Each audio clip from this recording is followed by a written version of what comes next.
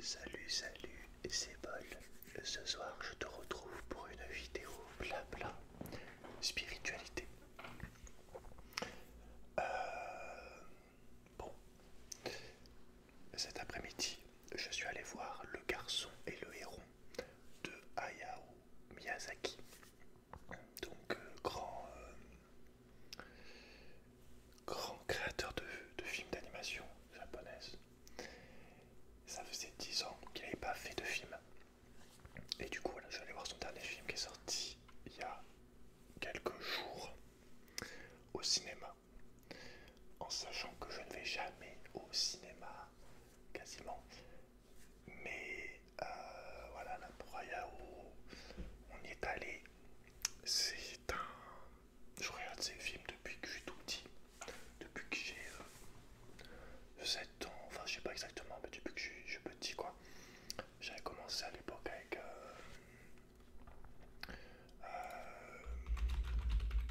au minimum le château ambulant au cinéma, je parle, qui date de 2005. Donc ouais, à l'époque j'avais 8 ans. Je sais pas même si j'avais pas vu le château dans le ciel au cinéma, je crois que oui, ou Chiro. Donc Chiro c'est 2003. Donc j'avais 5 ans, 6 ans. Château dans le ciel c'est 2003 et Chiro c'est 2002. Donc ouais, j'avais... attends, c'est là que tu vois que les films, il les faisait rapprocher à l'époque. 2002, j'avais ouais, 5 ans. Donc ouais, je regarde depuis tout petit. Ces films m'ont toujours beaucoup inspiré, beaucoup fait réfléchir. Et là, je dois dire qu'avec Le Garçon et le Héron, c'est le film qui m'a le plus marqué intérieurement, spirituellement. Je suis content de l'avoir vu à mon âge, que jeune, j'aurais rien compris.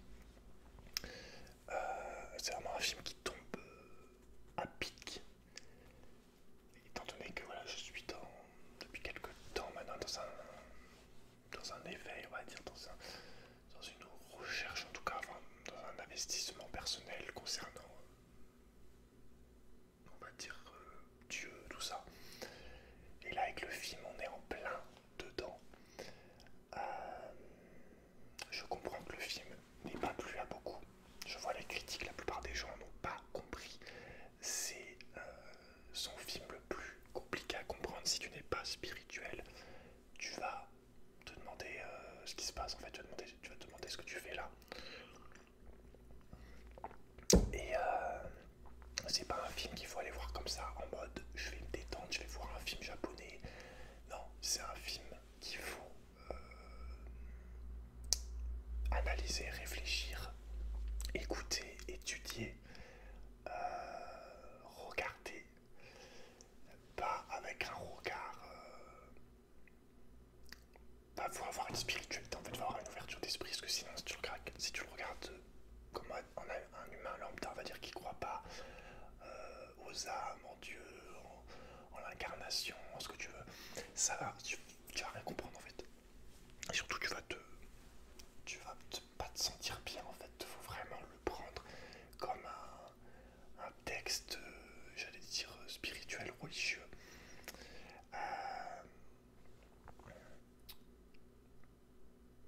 Et voilà, moi je suis vraiment content d'avoir pu vivre cette expérience-là, de le regarder dans le calme. On n'était que 3 dans la salle avec moi, donc moi, une femme de mon âge à peu près, et une autre femme de 70 ans, 80 ans, voire plus. Et moi, donc quand on était 3, donc c'était vraiment bien, c'était vraiment silencieux. C'est pour ça que j'y suis allé à 14 heures pour avoir pas de monde, j'ai tout calculé, genre j'y suis allé exprès le jour où les élèves avaient cours, collégiens, lycéens, école primaire, j'y allais exprès un jour où ils avaient cours, un jour où les vacances étaient terminées. Là, je voulais pas du tout y aller quand le truc venait de sortir et qu'il y avait les vacances scolaires. Je voulais pas du tout qu'il y ait d'enfants qui me gâchent le truc. Il y a de gens qui parlent. Faut vraiment le regarder dans un contexte très calme de réflexion, de sérénité, enfin, comme si tu étais en train d'étudier un truc, quoi, vraiment. Donc c'est sûr que si tu vas en mode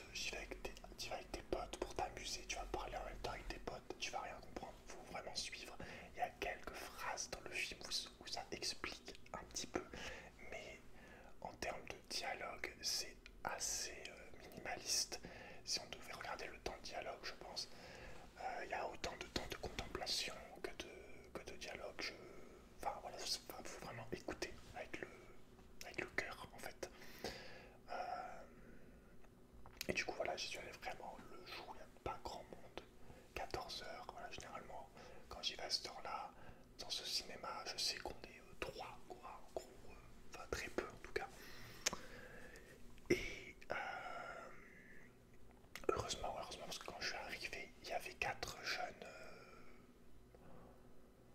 oh, lycéens peut-être, j'en sais rien. C'est tellement loin ça que j'ai du mal des fois entre un lycéen, un collégien, genre entre la troisième, je sais pas, soit fin de collège, soit début de lycée quoi. Il y avait euh, quatre jeunes, entre, enfin 2 filles et 2 mecs. Quand je suis arrivé, j'ai eu peur de fou parce que je savais qu'ils allaient parler tout le long et tout. J'ai été tellement content quand ils sont allés dans un autre film, dans la salle d'un autre film à côté. En sachant qu'il n'y a que 3 salles, mais voilà, j'étais très très content qu'ils aillent pas dans ma salle du Garçon et Héron. Sinon, je pense que j'aurais parti, j'aurais demandé le remboursement. C'était soit ça, soit je me mettais, soit je me battais avec les deux en fait, mec. Si ça avait été trop bruyant, enfin voilà, tu vois, c'est n'importe quoi. J'aurais pas supporté qu'il y ait du bruit pour le Garçon et le Héron. Donc, je pense que j'aurais demandé un remboursement, sinon on aurait eu trop d'ennuis. Étant donné que je suis majeur maintenant, enfin, je pense que tu tapes des jeunes. Déjà, quand tu tapes tu peux avoir des problèmes hein, quand tu tapes des gens qui sont pas majeurs. Voilà. Non, mais bon, tu vois ce que je veux dire, ça m'aurait rendu fou. Donc, j'aurais pas regardé. En sachant que malheureusement, il y avait quand même les bruits à gauche du film d'à côté. On entendait malheureusement les scènes d'action du film d'à côté. Je crois que c'était Marvel, super-héros, je sais pas quoi. Vraiment beaucoup de bruit. Les films d'action ont un son beaucoup plus fort. Et là, Le Garçon et le Héron, c'est le contraire. C'est vraiment un film extrêmement doux. Au niveau de son ambiance sonore, c'est très très très léger. Euh, c'est très ASMR en vérité, le son le craquement du bois, des feuilles. Enfin, c'est vraiment. Je pense que dans les films qu'il a fait, c'est le plus sonore. Au niveau du sonore, c'est le plus doux.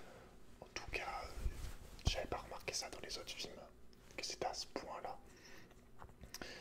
Donc ouais, c'est vrai que c'était un peu dommage des fois d'entendre les cris, les bruits de moteur, les bruits d'explosion un petit peu d'à côté. Mais bon, c'était vraiment l'inverse du film qu'il y avait à côté quoi. Mais bref, donc du coup voilà, j'ai pu le voir en sachant que j'aurais pu payer 1 € de moins parce que le mec à l'entrée croyait que j'avais moins de 25 ans. Et quand c'est moins de 25 ans, tu payes 7 € au lieu de 8. Mais voilà, j'ai pas menti, j'ai dit que j'avais 26. J'avais pas envie de mentir pour Le Garçon et le Héron. Et même tout court, voilà, on va être honnête, hein, c'est les tarifs, c'est les tarifs. Si tu veux y aller plus souvent, t'as des cartes 15 places à 6 € et quelques, et en plus t'as 5 places par séance. Donc en vérité, si tu divises, ça fait les places à 1, ça fait les places à 1,20 € si tu vas à 5. Donc en vrai, voilà, pour la famille ou les amis, tout ça, c'est vraiment pas cher en vérité, ça fait des places à 1 € par personne. Mais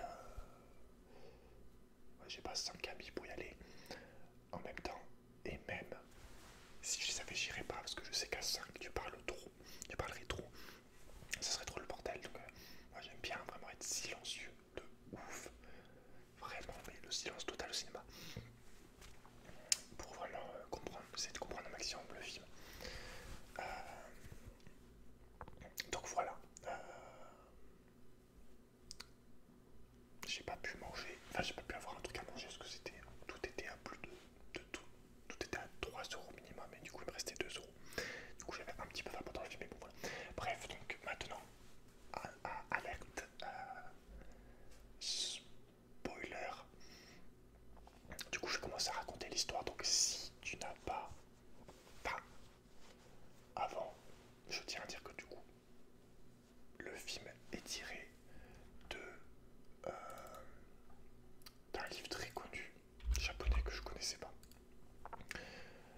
de Genzaburo Yoshino, qui s'appelle Et vous, comment vivrez-vous, qui date de 1937. Et donc qui est une adaptation, c'est Le Garçon de Héron, c'est une adaptation de ce livre donc très connu de 1937. Donc voilà, qui parle de la nature profonde des êtres humains, la liberté de penser, l'ouverture de cœur, l'entraide, le désir de justice, à l'époque où il y avait la guerre contre les Nazi au Japon, au moment où le Japon se militarise, donc voilà. À un moment, à cette époque-là, du coup, un jeune éditeur s'improvise écrivain. Il a fait ce livre. À un moment, voilà. Bref. Donc maintenant, spoiler. Alors attends.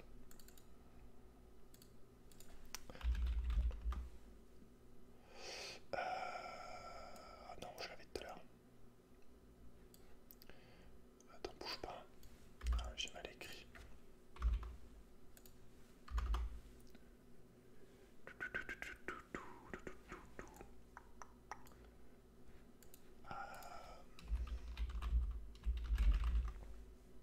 Il est où? Voilà. Alors, donc,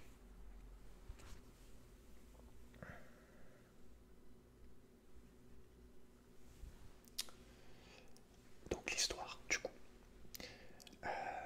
Qu'est-ce que je voulais dire? Donc oui, hein, c'est du Miyazaki, donc c'est fantastique, c'est spirituel. Si tu, enfin, quand tu regardes un Walt Disney par exemple, que tu vois que tu vois une autruche qui parle, tu vois, ça te gêne pas. Donc c'est normal si tu trouves que c'est bizarre ou quoi. C'est japonais, enfin les contes japonais sont beaucoup plus comme ça avec des animaux. Les anciens contes japonais. Donc après voilà, faut avoir une imagination, faut pas apprendre comme je t'ai dit le tout en mode comme tu le vois avec tes yeux d'humain sur Terre comme on est actuellement quoi. Bref donc l'histoire en gros, c'est un garçon qui s'appelle Maito qui est contraint d'aller vivre à la campagne dans une maison de campagne. De base il habite à Tokyo et à cause du coup de la guerre contre l'Europe, tout ça, vu que l'Allemagne, enfin le Japon se met avec l'Allemagne, quoi. À cause de la guerre, il s'en va à la campagne, à l'abri, on va dire. Juste avant ça, du coup, avant de partir, il y a sa mère au héros, du coup, qui s'appelle Maito. Donc sa mère, c'est Natsuko, je crois. Donc sa mère Natsuko qui meurt brûlée pendant, on sait pas trop, en vrai, ce qu'il a brûlé, on va dire une bombe, un truc. En tout cas, voilà, il se passe un truc où ils habitent à Tokyo. Ah putain, vivement qu'il fasse cette déviation là.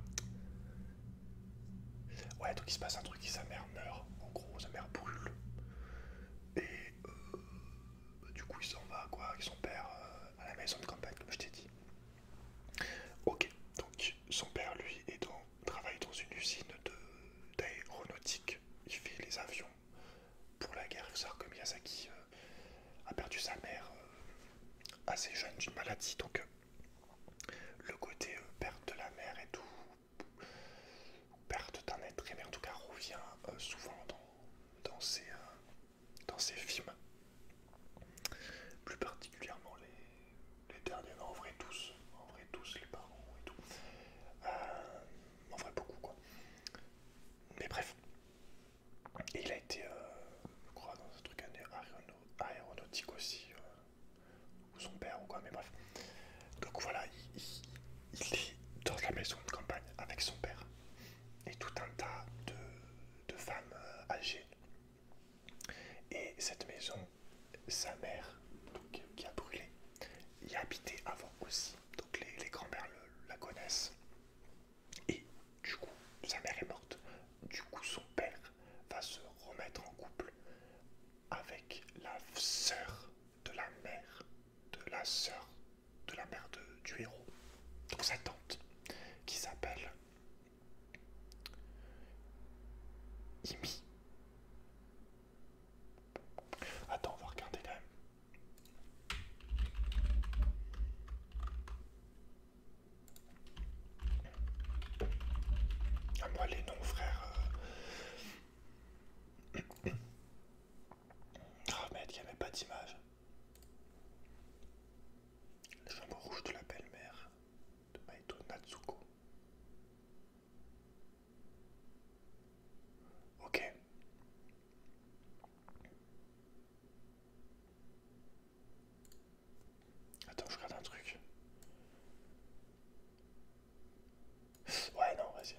commencer, justement, je voulais pas commencer à lire des guides ou des explications. Parce qu'il y a pas mal de choses du film que j'ai comprises de moi-même. C'est-à-dire que par exemple, au moment où il allait dire une phrase, 2 minutes avant, je me suis dit, ok, là il parle de ça, et après, du coup, le personnage, un des personnages importants du film, disait exactement ce que je venais de penser, en gros. Donc, j'avais souvent raison sur des trucs spirituels ou quoi. Donc, oui, sa mère, c'est bien.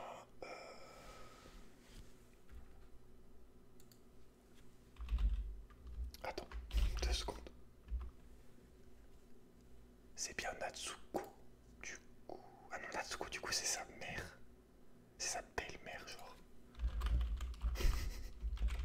Ah ouais, les trucs de famille aussi, ça casse les couilles. Hein. Je crois qu'Kimi, c'est sa mère. Ouais.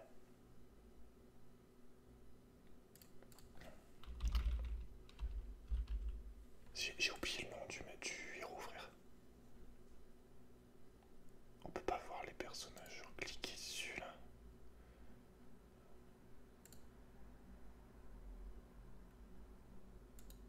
Ah mais c'est Mother 4, Mother 1, Mother 2. Frère, il a plein de mères aussi, mais what the fuck. Bon bref, on s'en fout. On va dire sa mère. Du coup voilà, sa mère est plus là, elle est cramée. Et en gros, il a une nouvelle mère qui est la sœur de sa daronne, donc sa tante, ok. Donc, alors assez vite, le Maito, du coup dans sa nouvelle maison,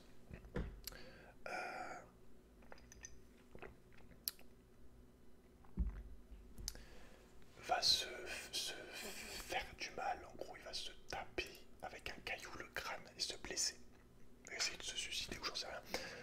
De tristesse ou de colère parce qu'il y a des gens de son école du coup qui l'embêtent, qui l'ont ouais, tabassé, quoi, on va dire, qui l'ont tapé quoi. Parce qu'il est d'un mec qui construit des avions et que eux en gros c'est des paysans lambda. Voilà, en gros son père c'est un chef d'entreprise qui d'ailleurs évidemment du coup déteste, n'aime pas l'école, dit à son fils que l'école ne sert à rien à part créer de la main d'œuvre. Donc j'étais content d'entendre ça, tu vois. J'étais d'accord en tout cas. Donc voilà, ces enfants là l'aiment pas quoi. En plus c'est le nouveau, donc voilà, dès le nouveau qui arrive de la ville, de la grande ville, eux c'est des mecs de la campagne. Donc, voilà, malheureusement, dès que t'es un peu différent, bref. Mais voilà, du coup, euh, voilà, il est blessé, donc il est souvent dans son lit et il voit un héron cendré au-dessus de sa maison, qui vit dans un trou de sa maison. Ce qui est marrant, c'est que moi j'ai vu des hérons cendrés 3 fois dans ma vie, juste devant ma maison, au bord de l'eau, qui cherchaient de la bouffe. J'ai pu les apercevoir, enfin un apercevoir, quelques. Le plus long que j'ai vu, ça devait être 1 minute ou quelques minutes, vraiment très très bref. Très tôt le matin, juste devant chez moi par la fenêtre, parce que j'habite en bord de rivière. Mais c'est extrêmement rare, ça m'est arrivé 3 fois plus de en plus de 15 ans, je l'ai dû voir 3 fois seulement. Quelques minutes. Mais bref, c'est vraiment des oiseaux très très beaux. Mais vraiment assez sauvages quoi. En comparaison à des canards, où je peux en voir plein. Donc voilà, il faut un héron un peu chelou. Mais voilà, le héron, on voit que c'est un héron un peu trop intelligent, on va dire, qui fait le malin, qui vient le voir et tout. Qui s'approche de lui. Alors que normalement il s'était jamais approché. Et voilà, en gros il va il va le poursuivre pour comprendre ce que le héron va commencer à lui parler. Le héron va commencer à lui répéter les phrases que lui il entend dans sa tête de sa mère qui crie. Lui, le héron va répéter ces phrases là Et après, voilà, il va finir par lui dire que il sait où est sa mère, qu'il l'attendait depuis longtemps, Maito, et que il faut qu'il vienne le voir. Enfin, elle apprend, voilà, qu'il va qu'il habite dans une tour à quelques mètres de la maison. Et du coup, il va aller dans cette tour juste avant. Donc sa tante se casse également dans la tour enfouie dans les herbes et tout, en ruine on va dire, cachée. Donc juste avant, il voit sa tante qui se barre là-bas, qui est enceinte. Et du coup, il va la chercher. C'est pour ça qu'il va dans la tour, pour savoir où séparer sa tante. Et donc là, voilà, on lui explique, les grands-mères lui expliquent qu'il y a des disparitions depuis toujours dans cette maison. Et que le héron est pas net, quoi. Donc voilà. Elles sont pas rassurées, mais elles lui expliquent quand même, elle lui explique que tout vient de cette tour. Donc du coup, il va dans cette tour. Et elles disent aussi également que cette tour a été construite par son oncle, ou je sais pas, à l'époque. Mais qu'après il est devenu fou, qu'il aurait lu trop de livres et qu'après on l'aurait plus jamais revu. Voilà, après avoir fait cette tour et tout, on l'aurait plus revu. Mais voilà, ça aurait été lui qui aurait construit cette tour. Ce qui est vrai, mais bon. Bref, donc du coup, il y a ces infos, il va chercher le héron là-bas. Et là, du coup, il croise le héron. Et malgré les conseils d'une des grand-mères qui va avec lui, de ne pas y aller dans la tour, il y va pour chercher sa mère. Il dit qu'il doit vérifier que le héron ment, que sa mère est bel et bien morte. Donc il va aller vérifier par lui-même. Et donc il rentre dans la tour, le héron lui parle, et là il voit qu'il y a sa mère sur allongée, quoi. Donc il s'en approche et elle se met à fondre. Et elle devient une flaque, on va dire. Et du coup, voilà, il se rend compte que le héron a mis tout. Voilà, il a créé je veux dire, cette fausse daronne, on va dire. Il a créé une daronne en pâte à modeler, quoi, pour lui faire croire. Mais ouais, c'est pas vrai. Et du coup, Maito va s'énerver. Il va tirer une flèche sur le héron, donc une flèche qui a une plume du héron au bout. Ce qui fait que, sans le savoir, c'est la faiblesse du héron. Et du coup, la flèche va le poursuivre comme un truc à tête chercheuse. La flèche va jamais le lâcher. Et du coup, va le toucher dans le bec. Et du coup, vu qu'il va perdre un bout de son corps, donc un bout de son bec, il va perdre ses pouvoirs également. Et du coup, le beau héron qu'il était va se transformer en un espèce de petit homme avec un déguisement de héron. Donc il peut plus voler quasiment, il est nul. Et du coup, Maito a le dessus sur lui. Et à ce moment-là, donc Maito veut savoir ce qui se passe, où est sa mère et tout. Et il y a un vieux, on apprendra après que c'est son oncle, il y a un barbu en haut à l'étage qui lui dit au héron: guide Maito dans notre monde. Donc le héron il n'a pas le choix, parce que le mec qui lui a dit ça, c'est le boss, tu vois. Et du coup, il y a un monde qui s'ouvre, il y a le sol qui devient mou, et Maito et le héron vont aller dans un autre monde. Ouais, c'est ça. Il faut aller dans un autre monde, ok. Donc, là, il est dans un autre monde, donc il n'y a plus que lui et le héros. Et il arrive dans une genre de plaine, de petite île. Il y a pas mal... il y a de l'herbe, il y a de l'eau, mais il n'y a pas grand chose d'autre. Il y a aussi des goélands. Mais c'est des goélands qui essayent de le bouffer, en gros. Et donc, il arrive, il y a quasiment rien, il y a juste un portail doré où dessus il y a écrit: la connaissance vous amènera à la mort. Donc bon, déjà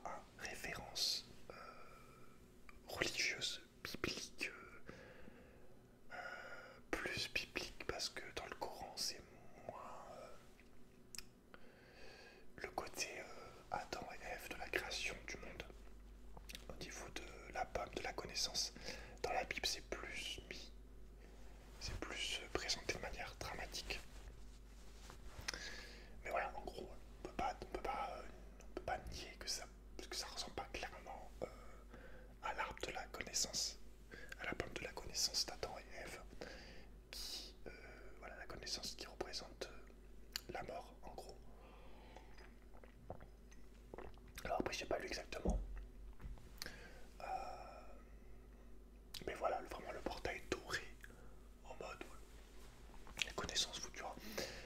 Mais bref, donc il rentre là-dedans, poussé par les goélands. Et voilà, il se fait aider. Il se fait pas manger. Il se fait aider par une femme qui chasse les goélands. Et voilà, du coup, qui l'emmène là où elle habite, on va dire. Elle lui explique que les goélands mangent les humains, en gros. Et à ce moment-là, ouais, il voit un goéland. Enfin, il y a un moment aussi, il voit un goéland, je sais plus, à ce moment-là, un peu après. Il voit un goéland qui lui explique qu'avant, ils étaient dans un monde prospère où ils avaient toujours à manger et que maintenant il n'y a plus rien et que du coup ils mangent les humains, en gros, voilà, il n'y a plus rien à bouffer et ils survivent comme ils peuvent. Enfin, voilà, en gros, c'est un monde où il y a plus grand chose de, de beau, d'abondant. Et du coup, la femme qui le sauve lui explique que dans le monde où il est, c'est le monde des morts, en gros. Ou en tout cas, la plupart des trucs qu'il y a, c'est des morts. Il y a très peu d'humains. Et il n'y a pas tout le monde qui a le droit de tuer également.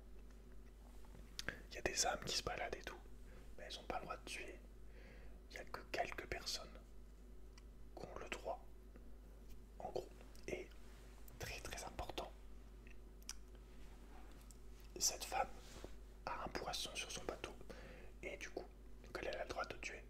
Mais avec ce poisson, elle a la responsabilité d'aller nourrir des petites poules blanches avec ce poisson. Donc là, elle lui montre comment couper le poisson. Et ces petites âmes, donc, quand j'ai vu ça, je me suis dit, enfin, du coup, je tiens de te dire, ces petites poules, quand je vis ça, je me suis dit, c'est des âmes. Et du coup, voilà, c'est bien ce qu'elle dit. Ces petites poules blanches qu'elle nourrit jusqu'à qu'elles soient assez grandes, assez matures. Ces petites âmes du monde des morts, on va dire, d'un autre monde, quoi. Ces petites âmes, quand elles ont assez mangé, qu'elles sont assez grandes, elles vont s'incarner en être humain dans l'autre monde. Si je dis pas de conneries. Donc, voilà, déjà là on pose les bases de réincarnation, ou en tout cas incarnation d'une âme qui va s'incarner dans un corps pour faire un être humain. Donc tu peux pas faire plus spirituel dans les bases de toutes les religions, même du bouddhisme et tout. Donc voilà, c'est quelques personnes, enfin on sait pas combien de personnes, en tout cas là on n'en voit qu'une, c'est elle, c'est elle qui nourrit les âmes et qui de faire en sorte qu'elles soient assez grandes pour après devenir des humains. En sachant que ces petites poules, du coup, il y a les goélands qui essayent de les bouffer, comme je t'ai dit, parce qu'ils n'ont plus rien à manger. Et voilà, c'est des goélands. On ne sait pas trop s'ils veulent manger ça pour devenir plus forts, s'incarner aussi. Mais en tout cas, voilà, ils essayent de manger. Alors, le problème aussi, c'est que vu que je le regardais en français, peut-être qu'en japonais, c'est pas tout à fait les mêmes phrases. J'ai regardé aucun Miyazaki en japonais, j'avoue. J'ai jamais regardé un Miyazaki en japonais. Normalement, les mangas, je les regarde souvent en japonais, mais les Miyazaki, j'ai jamais trop regardé en japonais. Enfin, j'ai jamais regardé en japonais. Donc, faudrait voir dans la version japonaise, c'est peut-être pas exactement les mêmes phrases. Et c'est pour ça aussi qu'il faut lire le livre. Il faut regarder plusieurs fois le film, et il faut que je le regarde aussi en japonais, mais bref. Donc voilà. Là, il y a au milieu de tout ça, il y a les goélands qui veulent bouffer les petites âmes qui sont en train de monter, qui sont assez grandes. Donc au moment où Maito arrive, c'est au moment où il y a les âmes qui sont assez grandes pour aller se mettre en humain, donc elles montent. Elles vont partir de ce monde, en fait, elles partent en... Si tu veux dire que comme si elles partaient dans... Voilà, en tout cas dans le truc, c'est comme si elles partaient d'en bas et qu'elles allaient monter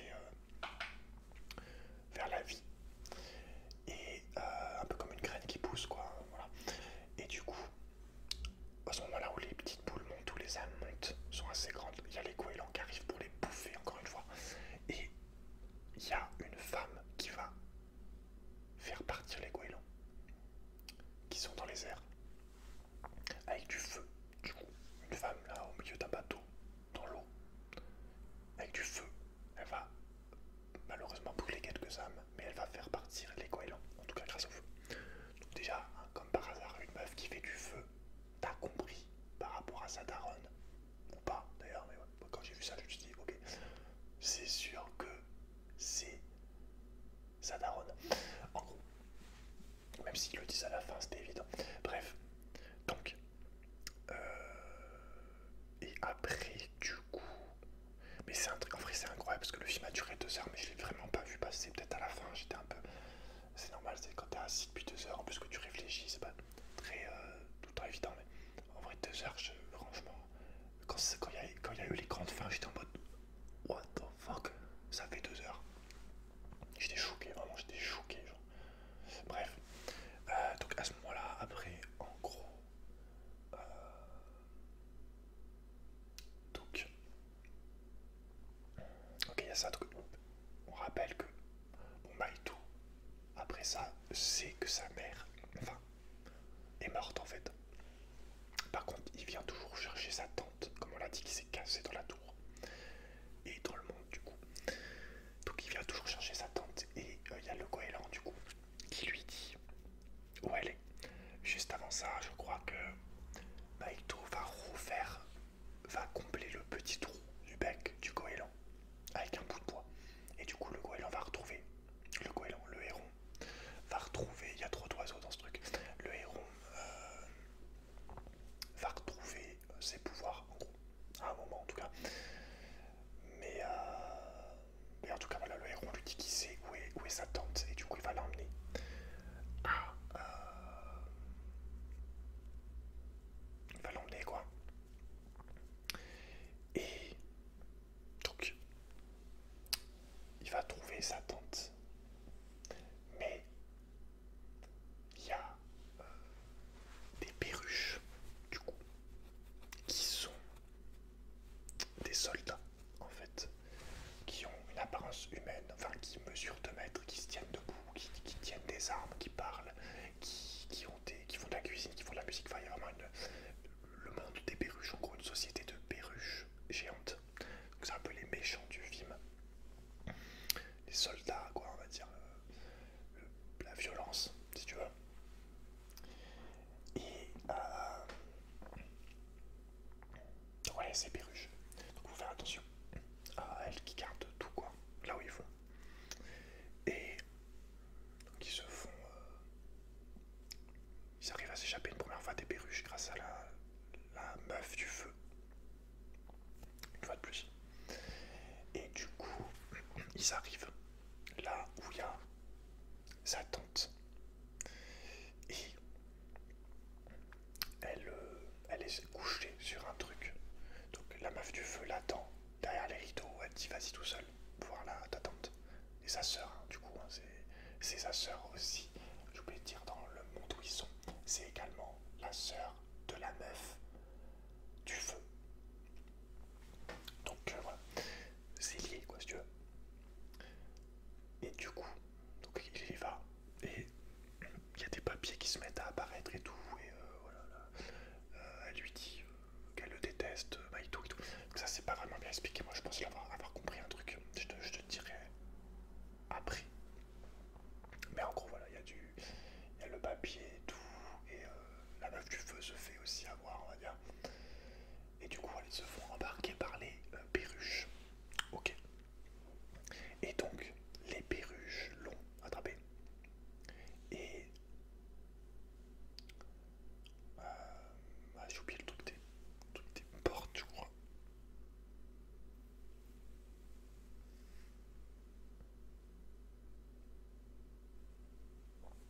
Je sais plus, mais en tout cas, je crois que c'est après. Ils s'en vont et la meuf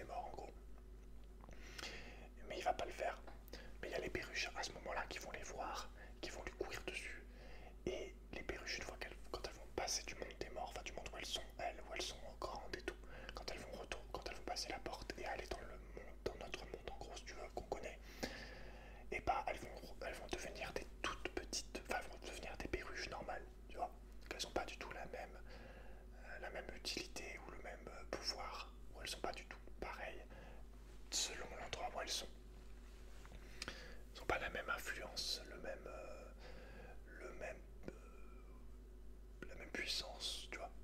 Quand elles sont sur Terre, c'est des perruches normales, et quand elles sont dans l'autre truc, elles sont aussi fortes que des humains, quoi. Elles sont majoritaires, ouais. Mais voilà, elle se rend compte que la maison, sa maison de sa maison, c'est un endroit bien précis où ça t'as accès à toutes les portes. Et, et du coup, ça, la meuf du feu va se faire capturer par les perruches. Voilà, c'est pour ça qu'elle était plus là. Et les perruches vont aller donner vont aller échanger la meuf du feu pour on va dire au roi du monde, ou celui qui gère le monde, donc le vieux qu'on a vu au début, qui est en fait l'oncle de Maito. Okay, donc elles vont aller échanger la meuf du feu pour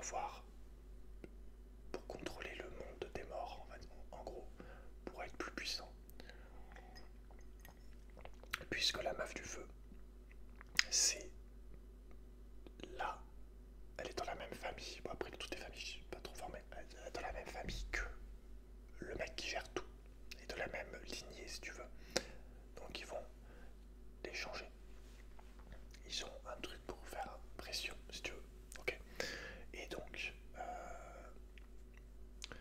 Maito va réussir à aller en haut de la tour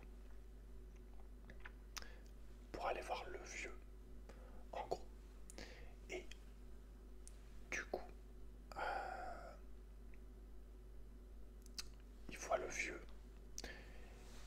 et il lui explique, et il voit le vieux qui est en train de, Dieu si tu veux, le dieu de ce monde-là. Et il voit qu'il est en train de jouer avec des cubes, exactement les mêmes cubes que j'utilisais quand j'étais petit, donc des cylindres, des carrés, des triangles. Et il joue avec des cubes, il construit un truc. Il construit on va dire une petite structure. Et il met... il bouge un cube.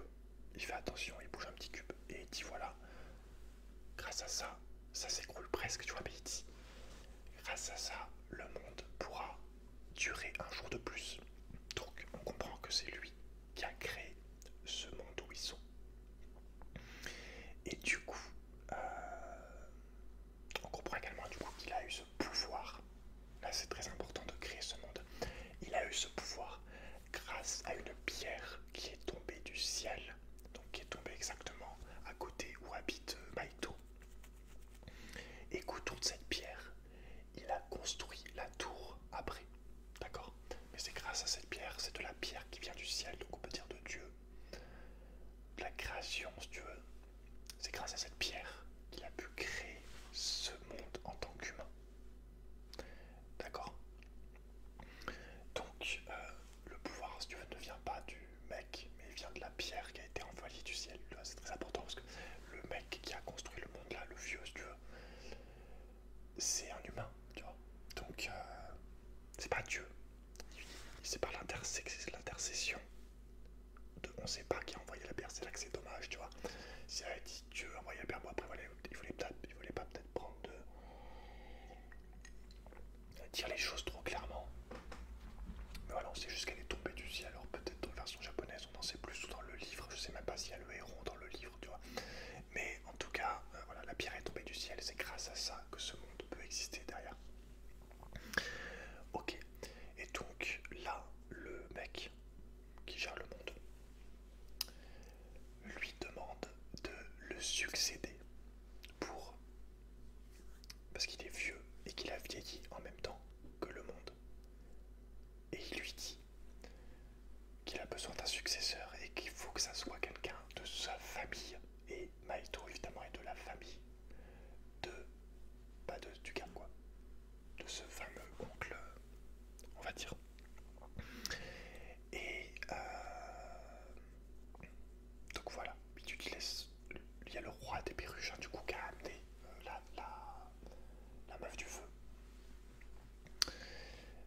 pour échanger, pour devenir un peu le roi du monde, on va dire. Et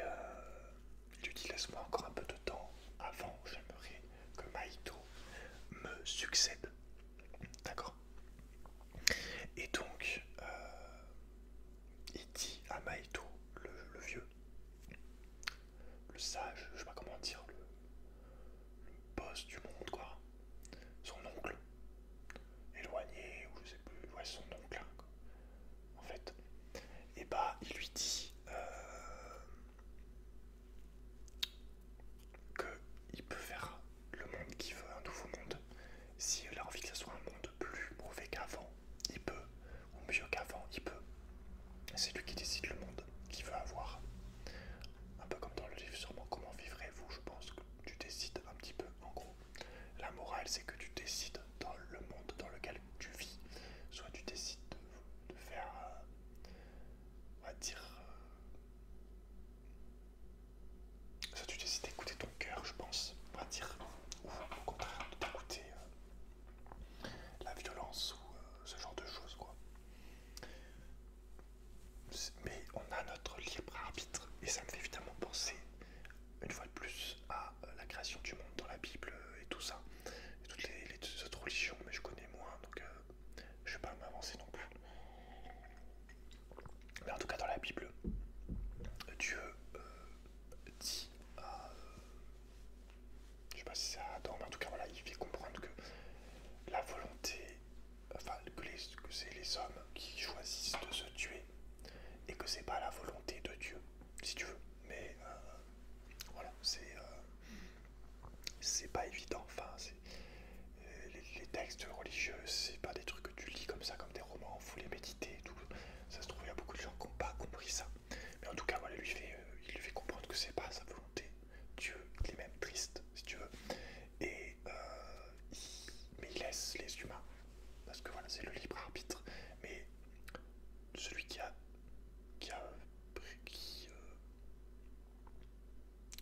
décide de tuer son frère, c'est l'homme, c'est pas Dieu. Voilà, en gros. Du coup, ça m'a fait penser à ça, évidemment. En sachant que, comme par hasard, un jour avant, ou 2 jours avant, je venais d'écouter un prêtre, justement, qui en parlait, qui expliquait un petit peu ce passage de la Genèse. Donc ouais, mais voilà. En gros, tu dis à Maïto, tu feras le monde que tu as envie. Et à ce moment-là, donc le roi des perruches va prendre de force le contrôle des cubes et il va être violent, donc il va créer un monde violent et du coup après tout va s'écrouler, va commencer à s'écrouler. Mais en tout cas, l'oncle lui dit à Maïto de créer un nouveau monde, donc il lui tend les cubes, il lui dit vite, crée un nouveau monde parce que ton monde va s'écrouler, va bientôt se terminer. Et Maito, du coup, refuse de créer un nouveau monde et retourne dans notre monde. Il dit, voilà, qu'il retourne dans le monde et qu'il... Bon, il dit pas qu'il va se battre pour rendre le monde meilleur, en gros, un truc comme ça, pour aimer les gens, voilà. Mais pour faire un monde plus dans la paix et tout ça. Mais voilà, gros, il dit qu'il retourne dans son monde parce que dans son monde, il pourra être ami avec le héron, être... voir ça, être ami avec... enfin, revoir sa mère et tout, enfin sa tante, machin, tu vois. Et du coup, voilà, il le laisse retourner à ce moment-là, surtout qu'il n'a pas le choix, parce que vu que le roi des perruches a tout pété, c'est en train de tout s'écrouler. Et du coup, il faut vite qu'il retourne aux portes, là où il y a toutes les portes. Et du coup, au moment d'emprunter la porte pour retourner dans notre monde, il y a sa mère à côté, enfin il y a la meuf du coup du feu qui lui dit Maïto lui veut pas qu'elle parte à travers l'une des portes parce qu'il lui dit, parce que enfin, du coup la meuf du feu lui dit que c'est sa mère et Maïto veut pas qu'elle retourne dans le monde, dans une des portes parce qu'il lui dit que tu vas mourir, mais elle lui dit elle va peut-être mourir, mais elle lui dit aussi, ou elle lui dit avant, elle lui dit après, mais parce qu'il compte, voilà, elle lui dit, mais oui, mais qu'elle va surtout, elle va pouvoir le faire naître, en fait. Donc, la vie fait partie, la mort fait partie de la vie, tu vois. Et c'est pas parce qu'il y a des trucs, à première vue, qu'on peut pas considérer, qu'on peut dire que c'est horrible, qui sont forcément mauvaises. Surtout que donc voilà, elle prend la porte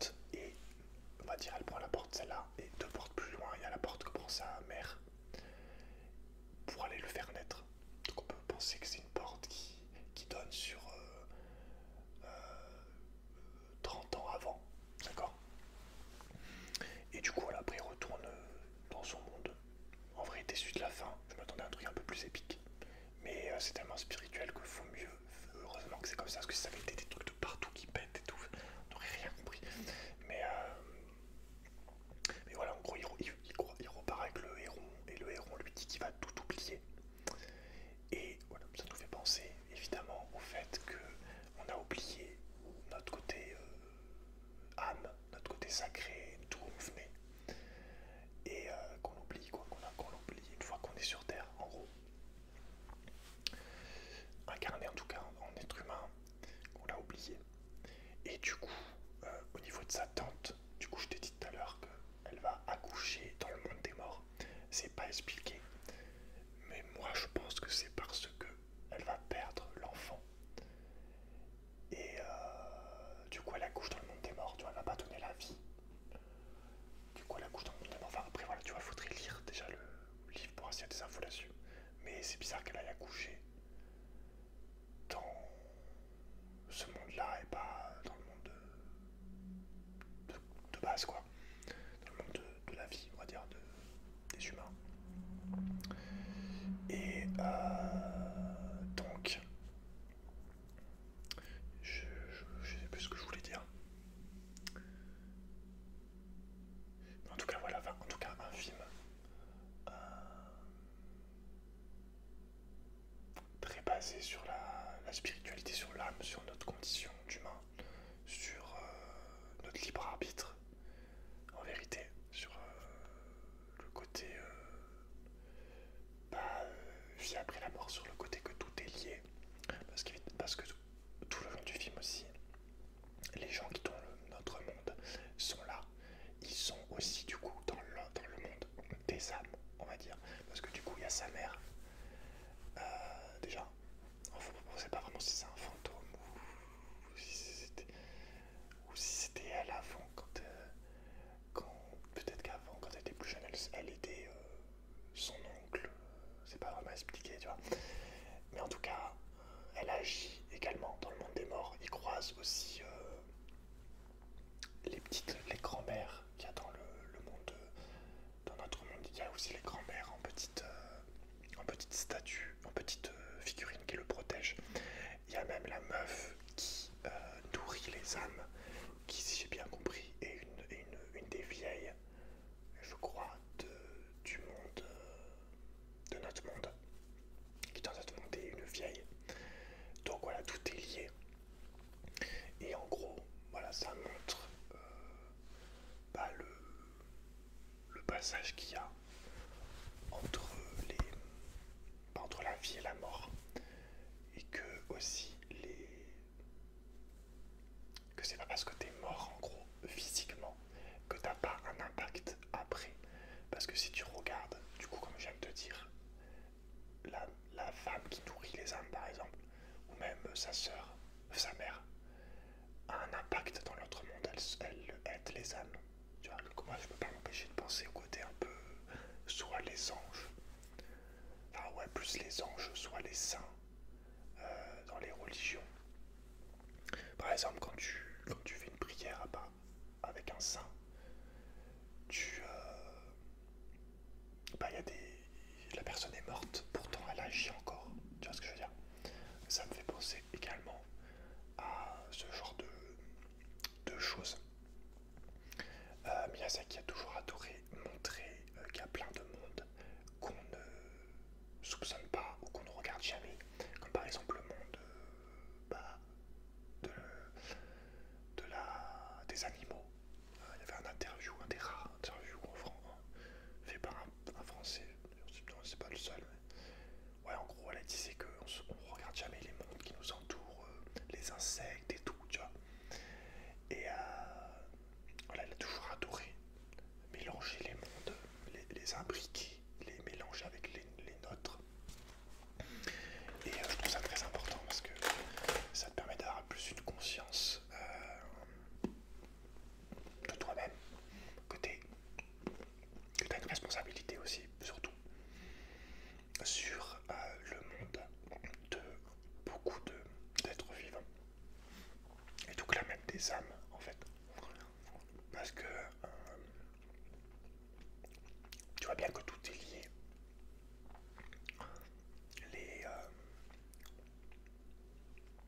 Les animaux qui sont dans le monde des morts, ils sont également dans notre monde des vivants, si tu veux. En tout cas, voilà, le monde des âmes, où là partent les âmes, le monde de la création, l'origine. Et que c'est nous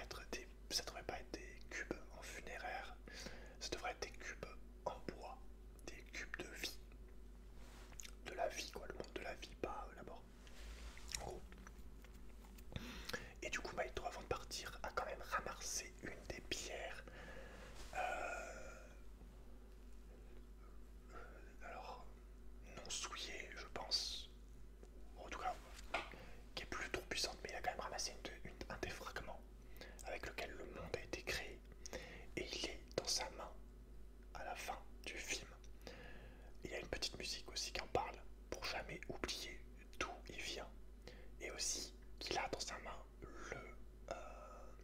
le pouvoir d'agir sur le monde. Et lui, il peut pas l'oublier parce qu'il a la bière, si tu veux. Donc il peut pas oublier d'où il vient.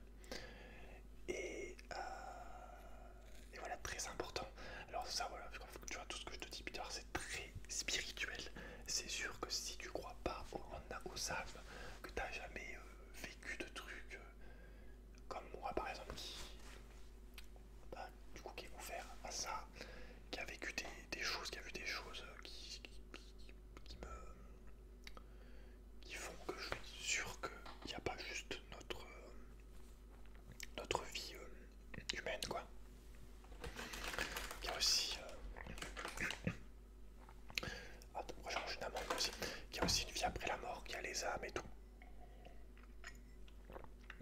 C'est compliqué. C'est compliqué si tu vas juste pour voir un truc japonais, on va dire. C'est un film spirituel en fait, hein, pour comprendre. Le livre dit que c'est un guide carrément pour les humains. Un guide pour les êtres humains, pour comment ils devraient vivre. En gros, notre essence profonde d'amour, si tu veux. Donc c'est un film pour adultes aussi. Les films de Miyazaki sont généralement des films pour adultes. Même si y a des films qui sont un peu plus pour les enfants, il y a toujours un côté spirituel et philosophique. Celui-là pour moi est le plus marqué à travers tous les signes qu'on peut voir. Il y a aussi beaucoup de clins d'œil aux anciens films au niveau des décors, de ce que tu peux voir. Enfin, après voilà, c'est le monde qui crée lui à travers ses films, donc forcément c'est lui qui le fait, donc il y a toujours son ADN si tu veux. Mais c'est vrai que si tu as vu tous les autres films d'avant de Miyazaki, tu vas quand même pas pouvoir t'empêcher de voir des similitudes, des petits détails, des petites choses que tu te dis ah ça fait penser à ce film, ça fait penser à ce film, tu vois.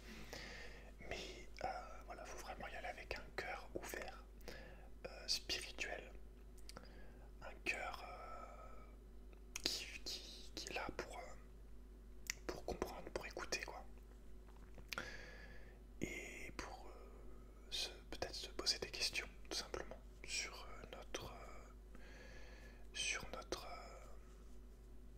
notre responsabilité en fait.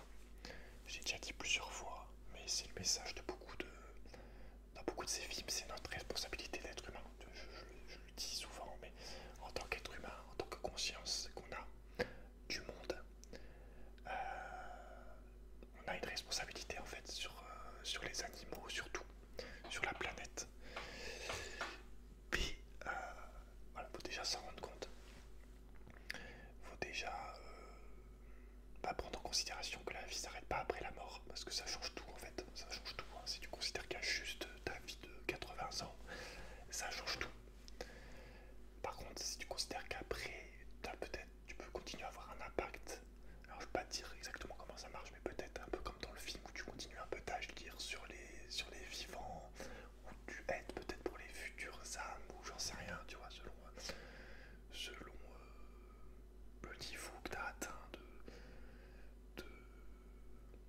on dirait de sainteté, pour le côté, si tu parlais d'un point de vue catholique, entrer en sainteté, quand ton âme, on va dire, est assez dans la pureté, assez aux origines, on va dire, ou en tout cas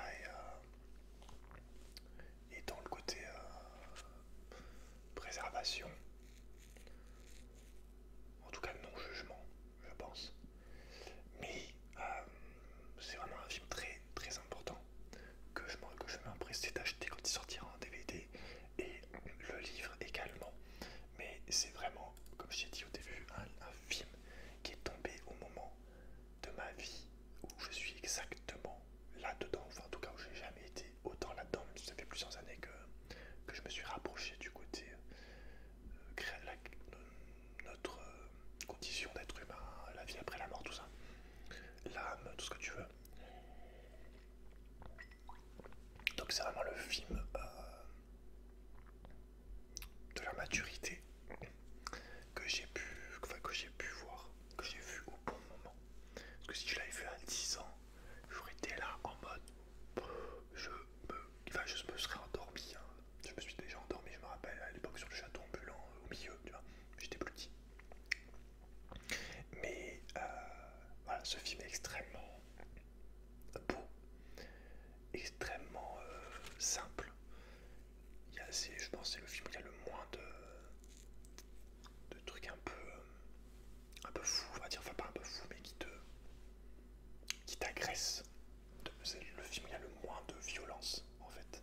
Il y en a un petit peu, pas notamment au niveau des perruches, mais c'est pas d'un niveau d'un Mononoke ou d'un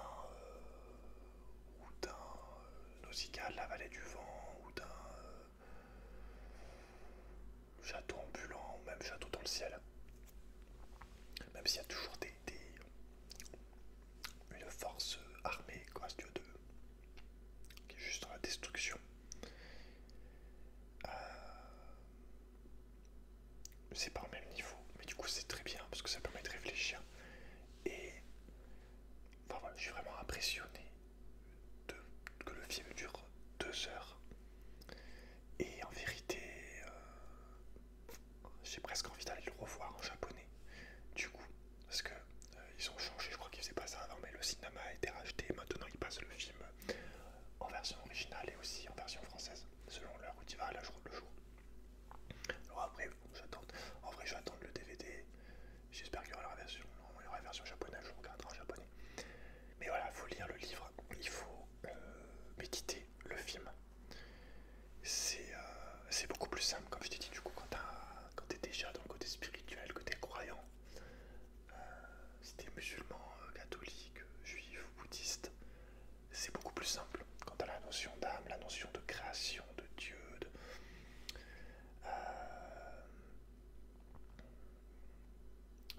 c'est vraiment beaucoup plus facile. Mais oui, si t'as, sans caricaturer, mais si t'as 15 ans et que t'es, par exemple, comme moi je pouvais l'être, juste dans les jeux vidéo par exemple, à l'époque, forcément tu vas trouver le film ennuyant ou bizarre, ou tu vas pas trop tout comprendre. Mais c'est un film pour adultes en fait, parce que voilà, comme je te dis, les films du Miyazaki, c'est des films d'animation pour adultes, de philosophie. Il y a beaucoup de gens d'ailleurs qui n'aiment pas les mangas, mais qui aiment bien les Miyazaki. Ce qui est logique, parce que c'est pas du tout un manga, c'est un vrai film. Et d'ailleurs Miyazaki n'aime pas les mangas, chose que je peux comprendre, parce que beaucoup de mangas, il y a tout le temps. Finalement, souvent les mangas, il faut beaucoup d'épisodes pour mettre un petit message. Ça se traîne beaucoup, il y a beaucoup de fanservice. Il y a beaucoup de meufs avec des gros seins ou de violence tout le long. Moi, ça m'a moins marqué que les mangas. Même si manga aussi, tu vois, mais c'est plus brut, quoi, on va dire, le film.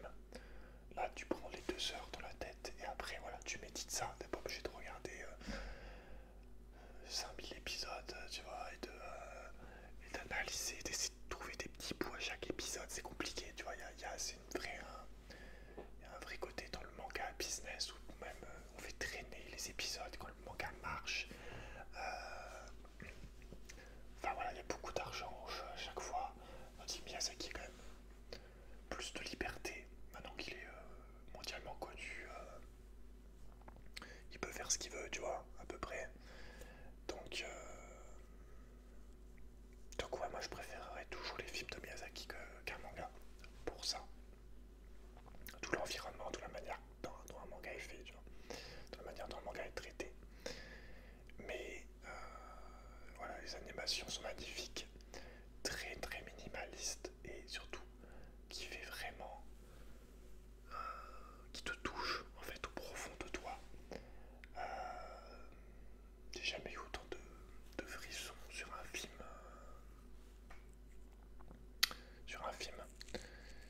et enfin voilà, je suis très très très très heureux de l'avoir revu, d'avoir pu le voir dans le calme. Enfin voilà, tu vois, c'est vraiment un film magnifique, grand, pour son message, et extrêmement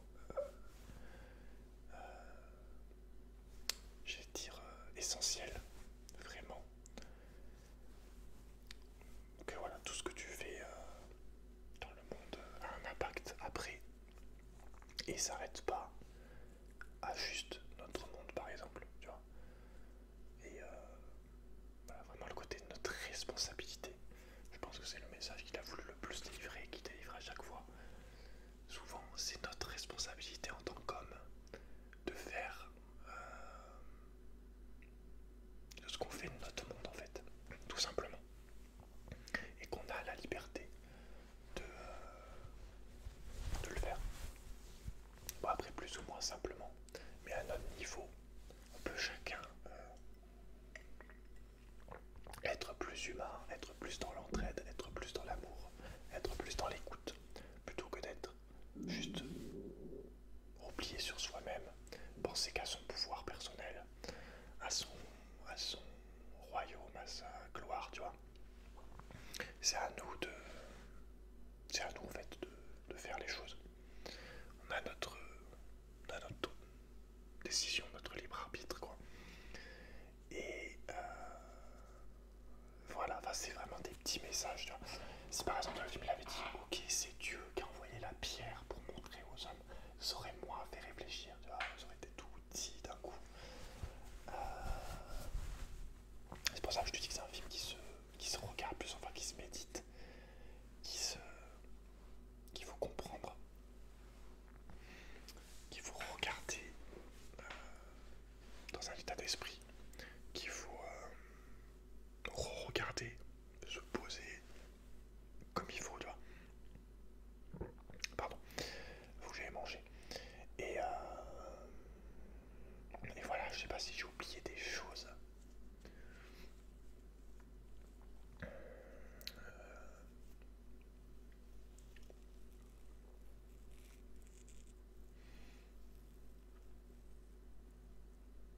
Je sais pas vraiment. Ouais, le côté nuance, quoi. On te montre. C'est ça qui est bien de la vie de Miyazaki. On te montre jamais à la hollywoodienne les choses. Dans le sens où il y a les méchants, il y a les gentils. Bien souvent, voilà. Ceux que tu considères comme des méchants, genre salauds, ils tuent les animaux. Par exemple, dans Mononoke, bah en fait, il les tue. Mais aussi, derrière, c'est pour survivre, c'est pour. Ils ont exploité la terre pour s'enrichir, tu vois. Mais les humains sont déjà eux-mêmes en train de s'entretuer entre eux. Donc, ils ont besoin du charbon, du fer pour faire les armes. Donc, en gros, c'est compliqué de penser aux animaux, au monde des animaux, de le préserver quand tu es déjà en train de t'entretuer avec des semblables qui sont le plus proches de toi, si tu veux. Donc voilà, tu peux penser que d'abord c'est lui le méchant, alors qu'en fait, voilà, malheureusement, on comprend pas qu'on est fait pour s'aimer tous. Et du coup, ce qui fait que bah, on va être en train de faire tout un tas de choses qui impactent sur les autres mondes. Une fois de plus, mais selon le point de vue que tu te places, les méchants pour les animaux dans Mononoke, c'est les humains qui les tuent. Et pour les humains, c'est les sangliers géants qui leur cassent les couilles, qui les empêchent de faire du fer. C'est tous les animaux de la nature qui les empêchent de travailler, si tu veux, en gros. Donc tu vois, selon de quel côté tu te mets, tu te places, c'est pas du tout un côté hollywoodien. Ah, les méchants, c'est eux, tu vois. Enfin, c'est bien un peu de nuance. Ça permet aussi d'inclure le côté non-jugement. Parce que chacun croit faire ce qui est bien. Une guerre, c'est pareil, tu vois. Chacun croit que bah, il défend sa famille, tu vois. Il y a le côté évidemment basique, instinct de survie de la chair. Où évidemment, bah, tu défends ta famille, ton pays quand tu te fais attaquer. Mais voilà, tu penses que, en gros, c'est eux les salauds, tu vois, qui t'attaquent. Alors oui, c'est plus logique de penser évidemment que c'est ceux qui t'attaquent qui sont les méchants parce que toi t'as rien fait en gros. Mais bon, les guerres c'est tout le temps en fait, c'est des guerres de ressources. Derrière, quand tu comprends le côté énergétique, tu sais pourquoi il y a des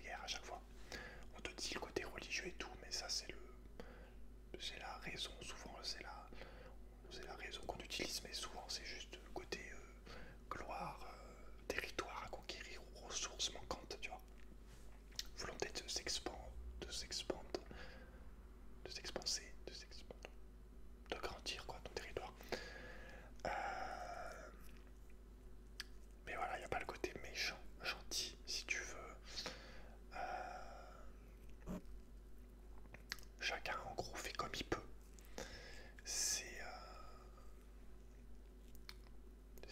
Voilà, c'est compliqué quoi. Il n'y a pas le côté l'âme, enfin il n'y a pas le côté jugement de l'âme après la mort dans les films de Miyazaki. C'est plus, enfin si en vrai, est-ce que tu vois que quand il tue dans les films, ça crée du malheur, de la boue noire, souvent comme il aime mettre, ça va tout tuer, la vie va s'en aller, tu vois. Mais après elle va revenir aussi, donc c'est plus le côté bouddhisme Miyazaki, enfin pas tellement le dernier, parce que du coup il y a vraiment des côtés, peut-être je pense qu'il a plus voulu faire un mélange dans le dernier, peut-être qu'il a voulu faire un lien entre toutes les religions, mais dans Mononoke, ouais, c'est plus le côté équilibre en fait, que de la mort renaît la vie, tu vois, il y a l'équilibre de la vie et la mort, du yin et du yang, quoi. Et il n'y a personne qui est présenté comme mauvais en fait, foncièrement, ça dépend du point de vue où tu te places, du point de vue de Princesse Mononoke. Les salauds, c'est les humains, tu vois. Du point de vue des humains, c'est les animaux qui les bouffent, quoi. Donc, ils considèrent même plus du coup mal les animaux qui les bouffent que les autres humains qui les tuent, tu vois.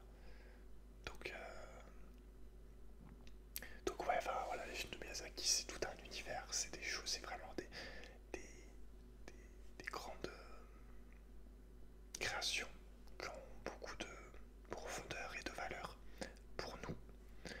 C'est voilà, c'est un homme qui a réussi à marquer son temps avec avec son art, avec ses messages qu'il délivre. Et voilà, si jamais t'as vraiment rien compris au film, c'est pas grave, essaie de le regarder quand t'es plus vieux, peut-être plusieurs fois. Mais enfin, c'est comme tout, hein, voilà, tu vois, selon ton âge, il y a des trucs que tu comprends pas en fait quand t'es que dans. Déjà, quand t'es que centré sur toi-même, c'est pas une critique, hein, tu vois, mais quand t'es adolescent, t'es plus en train de te chercher, t'es pas bien, t'es toujours à te comparer aux autres, tu sais pas trop ce que tu veux faire de ta vie. Tu peux pas être dans des questionnements forcément spirituels avec du recul sur comment dire, le, notre, notre mission d'humanité, si tu veux. T'as pas trop, généralement quand t'es plus jeune, t'as pas ces questionnements-là, tu vois. C'est pour ça que c'est pas grave si y a des films de Miyazaki que t'arrives pas à saisir forcément les messages profonds des films.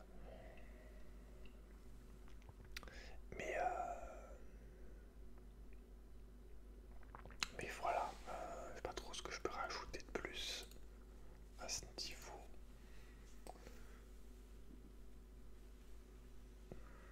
Ouais, tu vois, enfin, voilà, j'aime vraiment beaucoup les films de Miyazaki parce qu'il y a. Bah, c'est toujours ça en fait, c'est toujours des trucs philosophiques. On voit que là, il a vraiment marqué plus, je trouve, que dans les autres films, le côté vraiment spirituel. En tout cas, voilà, c'est vraiment ce qui se rapproche énormément du côté Dieu, création, les âmes, tout ça. Ça se rapproche vraiment beaucoup. Tu peux pas, enfin, quand t'es spirituel, tu peux pas faire beaucoup plus clair. Alors après, comme d'hab, un film japonais, enfin, un peu à la Your Name, il y a les dimensions et tout, le passé et tout. Des fois, des fois, c'est un peu chaud à comprendre, mais les transformations, les trucs, métamorphoses. Miyazaki aime beaucoup utiliser les métamorphoses pour représenter le côté évolution de quelque chose, au fil du temps, quand il change de point de vue, de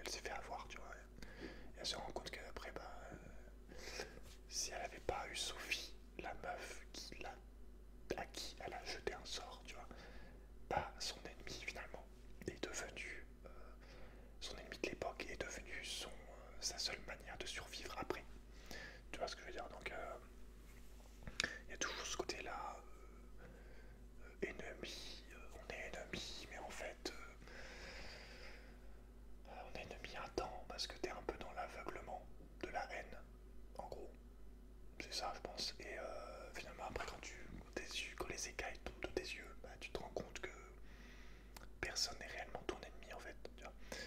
Donc, ouais, le film de Miyazaki, c'est vraiment, bah, voilà, c'est vraiment une des plus belles choses dans le, dans l'univers du cinéma japonais récent. J'ai oublié de te dire d'ailleurs, je vous le dire au début.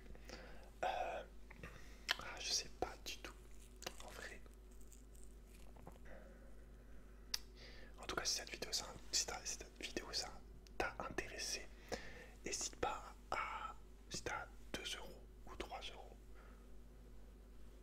ou 5 euros, 3 euros, t'as 10 heures de vidéo par mois. Et je pense que je lirai du coup Comment vivrez-vous, donc le livre d'où est tiré le garçon et le héros. Je pense que je le lirai en vidéo.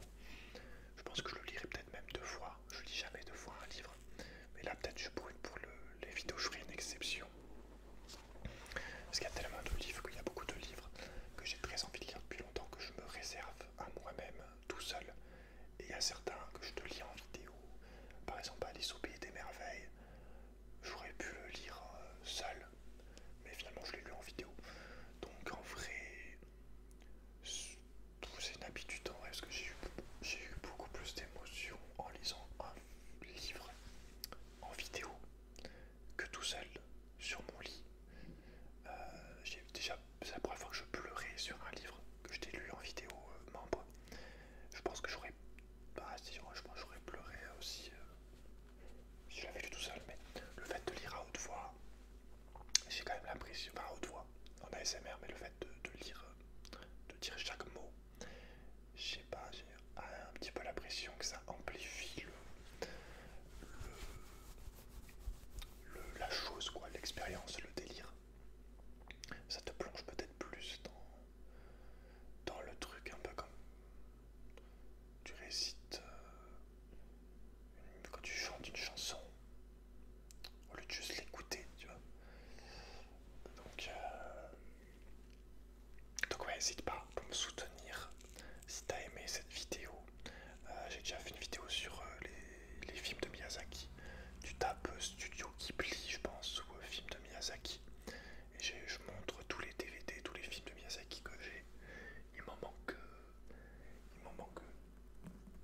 deux du Studio Ghibli en tout cas.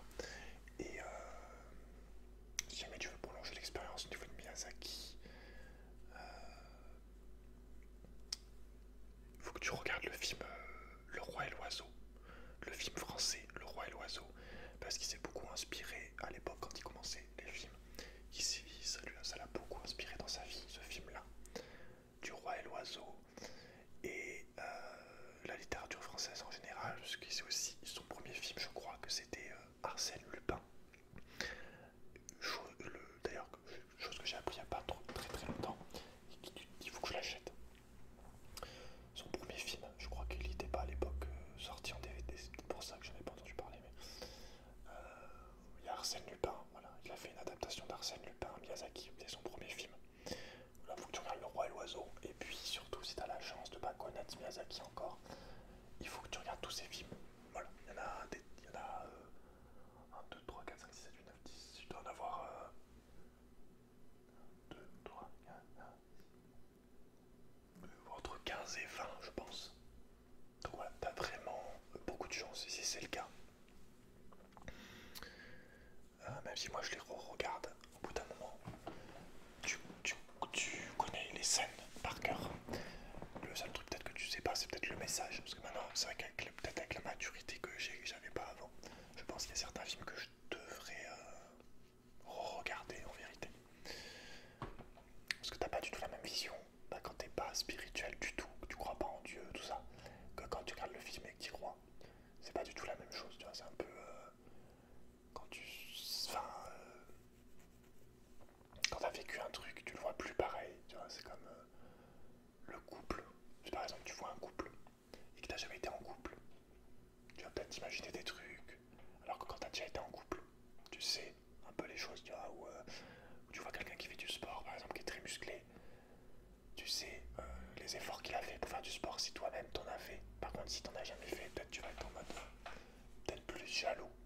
Tu vois ce que je veux dire? Tandis que si t'as fait du sport, tu vas peut-être plus en mode ouais, je sais tous les efforts qu'il a dû faire et tout. Tu vois. Donc voilà, ça change souvent selon ton âge en fait, un film. Hein, selon le moment où tu le regardes. Même un Walt Disney, en vérité, il y a sûrement des messages que tu ne vois pas. Ce qui est bien aussi avec les films quand tu les re-regardes, c'est que y a des petits trucs que tu vas regarder dans le décor, peut-être que tu n'avais pas vu avant. Tu vas peut-être faire plus attention à certaines choses que sur le moment quand tu découvres le truc. Tu vas peut-être juste regarder le centre, mais tu vas pas voir les petits détails. Donc voilà. Et puis voilà. Je suis vraiment content d'avoir vu le film avant le livre aussi, parce que avec l'expérience que j'ai maintenant, je trouve que c'est mieux de d'abord voir le film et après le livre. Parce que chaque fois, quand tu lis le livre, à chaque fois, tu te rends compte souvent qu'il manque beaucoup de choses qu'il n'y a pas dans le film. Tandis que si tu regardes le film en premier et qu'après tu regardes le film, tu vas tout le temps être déçu parce que tu vas te dire ah, il n'y a pas eu ça, il n'y a pas eu ça, il n'y a pas eu ça, ils ont pas mis ça, ils ont pas mis ça, ils ont pas parlé de ça, ça c'est n'importe quoi, ils en ont parlé 2 secondes alors que c'est hyper important dans le livre. Donc forcément dans un livre, tu as quand même beaucoup plus le temps de développer une situation. Euh, et voilà, surtout il faut savoir que la grande majorité des films sont, qui ont marché, par exemple le Fight Club, La Ligne Verte, Alice au Pays des Merveilles, Pinocchio, enfin tu vois, je sais pas, La Reine des Neiges, Peter Pan, tous les films sont tirés de, pas la majorité des films connus sont tirés de livres. Peter Pan par exemple, c'est pas du tout la même histoire de base, c'est une histoire beaucoup plus sombre dans le livre que dans le film. Donc, si tu lis d'abord le livre, après que tu regardes Peter Pan en mode Walt Disney, tu vas te dire mais c'est quoi ce truc? Tu vas dire c'est pas Peter Pan, tu vois. C'est pour ça moi je préfère regarder le film en premier en vrai. Parce que je crois que j'ai fait une fois d'abord lire le livre, j'étais déçu tout le long, j'étais en mode mais what the fuck. Genre un film c'est souvent une proposition et surtout tu sélectionnes des bouts du livre parce que tu peux pas tout adapter en film. Il y a des trucs qui sont trop durs à adapter au niveau des effets spéciaux, il y a des trucs c'est vraiment trop dur à adapter, tu vois, au niveau des décors, du budget qu'il faudrait mettre, même des physiques du monde. Il y a des trucs en livre, t'as beaucoup plus de liberté, tu vois. D'écrit, tu vois, ça coûte rien, par contre en film, faut arriver à le matérialiser, donc voilà, c'est pour ça que moi je préfère toujours lire. Après, et puis voilà, on va se découvrir comment vivrez-vous. Moi j'ai commencé avec la littérature japonaise, à lire des romans. Je trouve justement qu'il y a beaucoup plus un côté spirituel et philosophique, en tout cas dans les romans que j'ai lus. Récents peut-être après, japonais. Des questions peut-être plus profondes que j'ai pas trouvées dans tous les romans, dans tous les classiques français. C'est pas du tout la même manière d'écrire, la même manière de présenter les choses. C'est plus poétique même, je dirais. En tout cas pas dans le même sens, peut-être plus minimaliste aussi. Enfin, j'ai encore des souvenirs d'un livre japonais sur les sensations, sur les émotions que j'ai pas dans les livres de la littérature française, 19e siècle, 18e. Bon, après, j'en ai pas lu tant que ça, mais j'ai quand même lu plus de littérature française. Mais j'ai toujours adoré. Chaque fois que je lis un livre japonais, ça me touche plus profondément, si tu veux. J'ai l'impression qu'il y a un côté plus. Qui arrive à mieux toucher l'âme. C'est peut-être plus romancé, le côté français. C'est peut-être la langue qui fait ça. Je sais pas comment dire, tu vois, mais c'est. Je sais pas. C'est plus. Pourtant c'était plus court, les livres japonais que j'ai lus, mais j'ai plus de. J'ai eu plus d'émotions que dans le côté philosophique profond. Je parle pas le côté sentimental ou quoi. Ouais, dans le côté vraiment philosophique, la vie et tout. J'ai l'impression quand même que les japonais se posent beaucoup plus de questions sur la vie, sur nous, sur le côté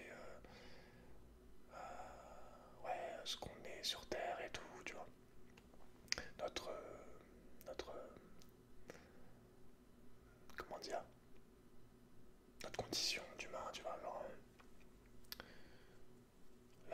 ouais, ils ont plus... En tout cas, dans les livres que j'ai lus, ils ont moins de mal à évoquer des sujets d'âme, en fait. Genre la mort après, la vie après la mort et tout. C'est à tout côté qu'on est perdu, le côté religion pour pour beaucoup de gens. Après Stephen King par exemple, la ligne verte, il y a l'âme et tout, nos actions, bah, le bien, le mal, tout ça. La justice, le racisme, tu vois. Il y a beaucoup de choses aussi. En vrai, là je parle des livres que j'ai lus en tout cas. Après voilà, c'est sans fin, c'est que tu veux lire, si tu veux tout lire, toutes les cultures et tout, c'est compliqué, tu vois. Moi j'ai commencé avec littérature japonaise, littérature française, littérature américaine, littérature un peu africaine. Et puis, ouais, pour l'instant, j'ai fait que ces pays-là, enfin que ces endroits du monde. Mais, mais ouais, après voilà, c'est un univers tellement vaste qu'il faudrait toute une vie, hein. Pour te dire, la grand-mère, enfin la femme âgée qui était derrière moi au cinéma, quand j'ai arrivé, je pensais être arrivé en avance. Elle était déjà là en avance depuis un moment, elle avait l'air d'être là en avance depuis un moment. Et ça, c'est un truc de fou quand je pense que le film n'avait pas encore commencé et tout, et pas les pubs et tout. Elle était déjà là, genre, je sais pas combien de temps elle était arrivée en avance. Mais en tout cas, elle était en train de lire. Et après, à la fin du film, elle était en train de noter des choses.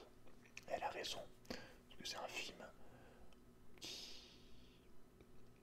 Bah, c'est le genre de film où elle t'écrit à la fin des phrases qui ont été dites, qui t'ont marqué, ou t'essayes de comprendre un peu ce que le film, donc tu notes ce que tu as compris du film par exemple. Donc ouais, ça m'étonne pas, et moi c'est ce que je voulais faire justement. Après le film, je voulais vite aller te raconter en vidéo, tu vois. Donc ouais, j'ai attendu quand même quelques heures d'être un peu plus en forme, d'avoir un peu digéré le truc. Et en même temps, je voulais pas attendre une semaine ou deux, je voulais aussi que ça soit frais dans ma tête et pas avoir lu de critiques aussi, de jugements, d'explications. Et ouais, c'est vrai que quand j'ai vu les critiques, quand j'ai vu les gens n'aiment pas, je me suis dit, je vais adorer le film en fait. J'ai vu les gens ont rien compris, je me suis dit, ouh là là là là, je me suis dit, what the fuck. Là, je me suis vraiment, tout de suite, j'ai pensé ça, c'est le film de Miyazaki peut-être le plus spirituel. Et c'est pour ça que la majorité des gens n'ont rien compris. Ça, genre, ça m'a pas étonné une seconde. Je me suis dit, oula, un jeu qui a un film qui plaît pas, un film de Miyazaki en plus, hein, que les gens ne comprennent pas. Je me suis dit, je vais passer un moment mais intense en niveau profondeur d'âme. J'étais sûr que ça serait un truc profondément sur Dieu, sur l'incarnation, sur les âmes et tout. Et ouais, ce qui explique pourquoi les gens n'ont pas compris. C'est comme je t'ai dit, si tu vas à 15 ans, que t'es pas trop dans le délire, c'est normal. Même moi, je pense que je l'aurais regardé à 15 ans. À l'époque, ça m'aurait gavé. Parce que même des films, enfin d'autres films de Miyazaki, si tu vas pour voir forcément un truc plein de violence, des tons, machin, en fait, tu vas t'ennuyer, quoi. Il faut vraiment le regarder comme un livre. Les films de Miyazaki, il faut te poser, t'ouvres tes yeux, t'ouvres ton cœur, t'ouvres tes oreilles, tu vois, et tu te laisses porter par l'histoire, et en même temps, tu essayes de comprendre les messages et tout. Mais c'est vraiment beaucoup de réflexion en vérité, les films de Miyazaki. C'est vraiment beaucoup de réflexion. Tu peux pas te poser comme ça devant un film de zombies où tout le monde se bouffe. Ok, il y a un message de critique de la société, mais c'est tellement. C'est tellement. Il y a tellement de violence en fait autour que souvent le message. Voilà. Alors qu'en plus, j'ai vu des critiques sur le film de Miyazaki, beaucoup de gens ont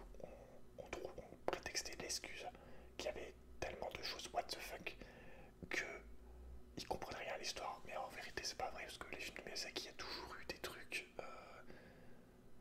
pas des trucs sur des trucs fantastiques en fait, il y a toujours eu des transformations, des machins. C'est juste que elles étaient peut-être un peu plus présentes que dans les autres, et puis surtout peut-être un peu moins de d'action en fait, moins de scènes d'action.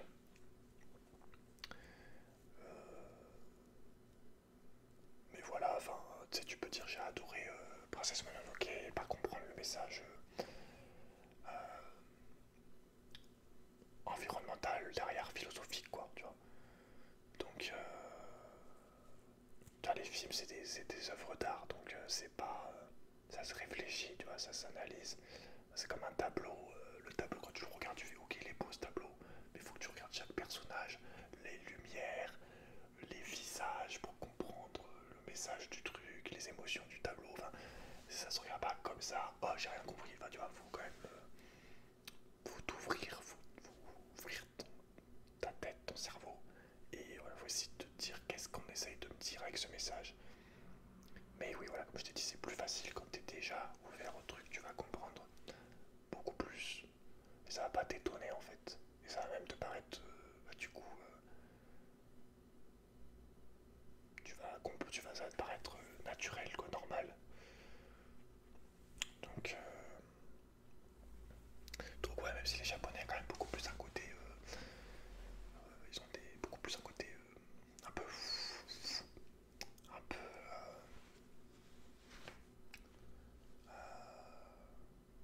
comment dire, un peu moins, ils vont oser faire des trucs qui peuvent paraître à première vue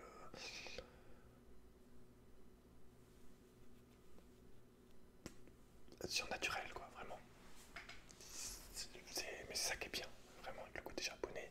Ça m'a fait penser un peu plus, d'ailleurs, ce film à Paprika aussi. Des trucs de partout, enfin des scènes un peu. Et encore en vrai, ça va hein, par rapport à Paprika, franchement. Mais Paprika, c'est plus compréhensible vu que ça parle plus des rêves et tout. Enfin, de la société aussi, de comment on te perçoit et tout. Mais, ouais, ça m'a fait plus penser à un Paprika par rapport à d'habitude. Paprika qui est compliqué en vrai à regarder, faudrait que je le regarde, faudrait que je le re-regarde. D'ailleurs j'ai pas le DVD, faudrait que je l'achète. En vérité, ça serait bien au bout d'un moment. Mais ouais, enfin il y a un côté tellement loufoque on va dire, à première vue, que ouais si t'essayes pas de creuser les trucs, l'imagerie en fait japonaise, hein, comme je t'ai dit au début, les contes, il y a beaucoup de contes japonais classiques où on utilise des animaux, un peu comme les fables de La Fontaine, tu vois. C'est vraiment. C'est pas parce que tu vois un kangourou qui parle que c'est un kangourou qui parle en fait. Il faut voir derrière faut voir derrière les, enfin, entre les lignes quoi, tu vois. Il y a la surface et puis il y a tout le message derrière en fait. Donc c'est parce que tu vois des perruches ou des, oui des perruches c'est ça, des perruches qui sont des soldats que on te montre des perruches qui sont des soldats. Évidemment, quand on te montre des perruches qui sont des soldats, on te montre des humains soldats, tu vois. Comme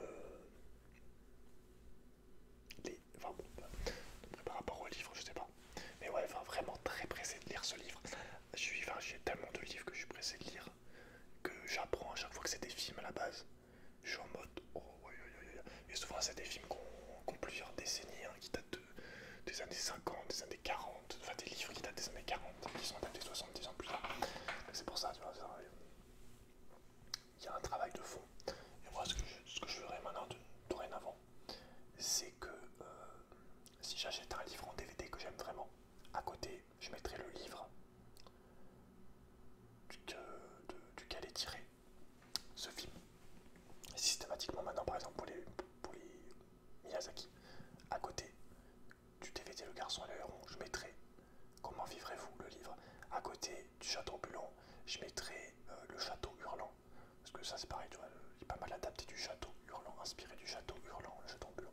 Ça, je savais même pas, tu vois, qu'il y avait que ça existait, le château hurlant, comme livre. Donc ouais, beaucoup de boulot, beaucoup de choses encore à vivre. Il y a encore tellement de choses à faire, comme il dit dans le film. Au niveau du monde, personnellement.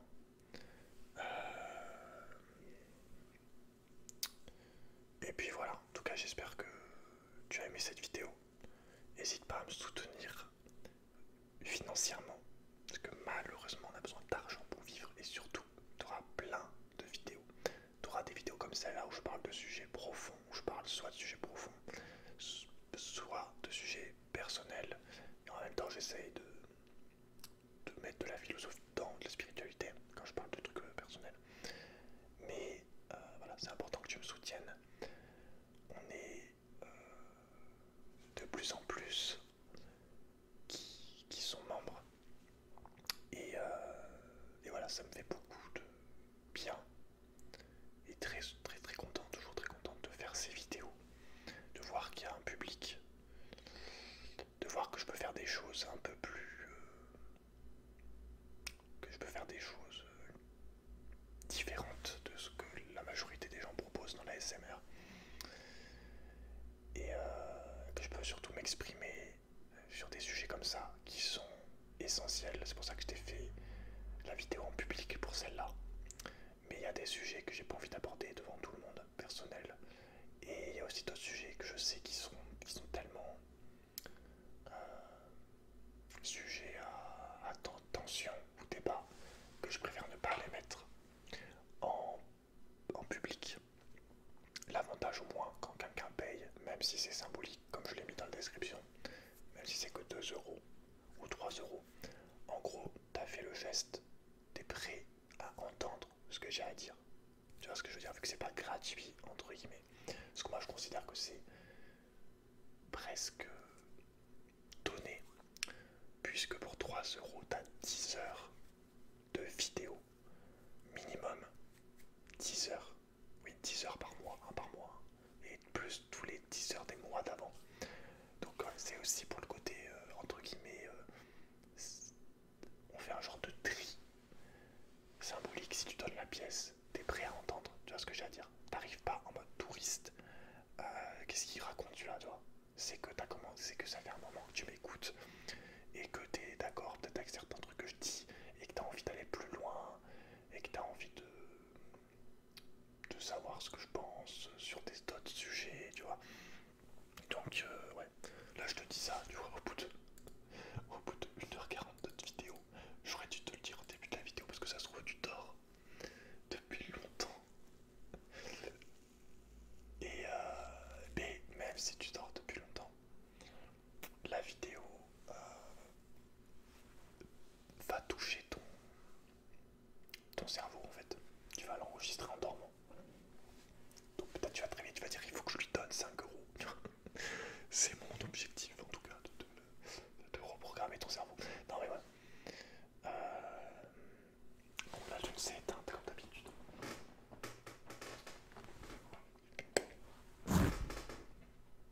C'est pour ça que ça a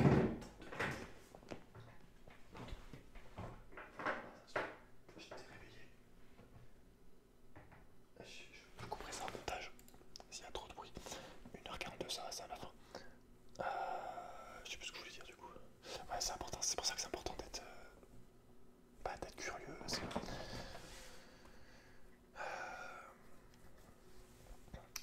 Pour les côtés spirituels, religieux, peu importe les religions, des siècles qu'il y a eu, des anciennes religions, il y a souvent beaucoup de points communs sur l'âme, sur la vie après la mort, sur le bien, le mal, le jugement. Donc ouais, quand t'es on va dire cultivé, tu... Bah, je sais pas comment dire, mais t'es moins dans l'inconnu déjà, forcément, et t'es moins dans le jugement, parce que tu te rends compte que ça ressemble quand même pas mal à ça, tu vois. Donc au fil des siècles, et puis je trouve ça intéressant surtout de connaître la vie de nos ancêtres d'il y a plusieurs plusieurs siècles ou même millénaires, tu vois. Tu vois, ça permet d'avoir une vision un peu plus globale de l'humanité, plutôt que de juste avoir l'impression d'être seul, on va dire, et pas, du coup, pas trop capter les messages, quoi, des gens avant nous, qui étaient là avant nous. Donc ouais, je trouve que c'est important de pas juste être dans le divertissement, en fait, simplement. Et d'essayer d'être dans la connaissance. Parce que du coup, pour en revenir à ça, au début je t'ai dit que du coup dans le film il y a une porte à un moment où il y a écrit la connaissance vous conduira à la mort. Alors c'est vrai, hein, dans notre société, enfin dans notre histoire, on a plus fait de morts, enfin on a beaucoup plus fait de morts avec la connaissance, avec la technologie, les armes, ce que tu veux avec notre cerveau, en fait c'est ce qu'on a pu créer. Mais je pense que c'est avant tout ce que t'en fais en fait. Parce que, voilà, je trouve pas un peu un film de Miyazaki, mais un film comme Le vent se lève, du coup, par exemple, on a créé des avions. Au début, c'était pour le tourisme, pour faire voler les gens. Et après, l'avion est modifié et on en fait un avion de guerre pour larguer des bombes, tu vois. Donc, ouais, la connaissance, en fait, voilà, c'est toujours risqué. C'est tout le temps risqué, en fait, et c'est toujours ce qu'on va en faire. Tout, tu peux, voilà, enfin, il y a tellement de manières de se servir d'un truc que ça peut être quelque chose d'extrêmement dangereux qui va détruire, comme ça peut être quelque chose au contraire qui va aider, quoi. C'est selon ce que tu en fais en fait, dans quel but tu utilises ton, ton cerveau, tu vois. Donc voilà. Bref, je vais te laisser là-dessus. Ça fait quand même 1h46. Je savais que ça serait long. Je pensais pas qu'on ferait 2 heures. Mais ouais, voilà, regarde les Ghibli. Tu me diras merci.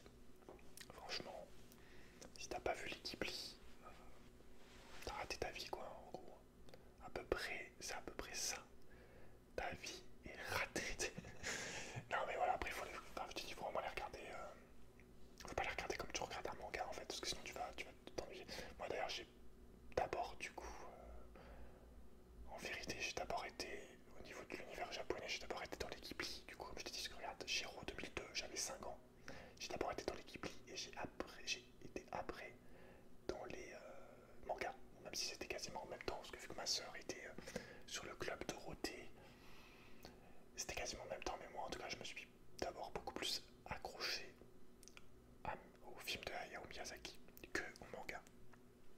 Je me souviens les mangas, vraiment les premiers coups de cœur que j'ai eu, où je me suis vraiment intéressé, c'était plus tard, quoi.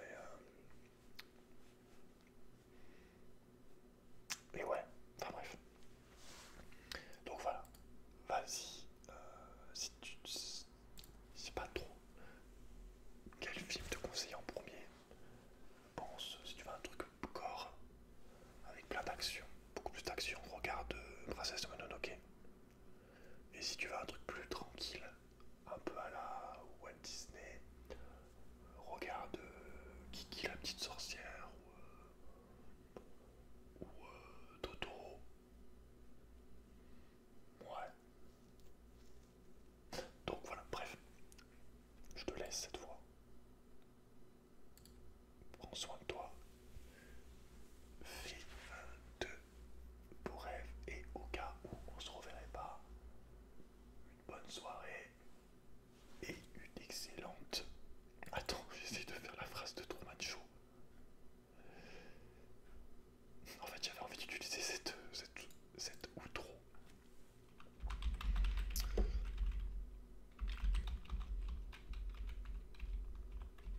Au cas où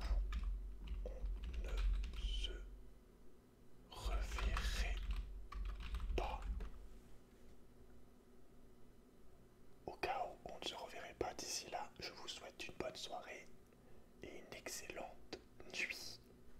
Et voilà, je m'incline devant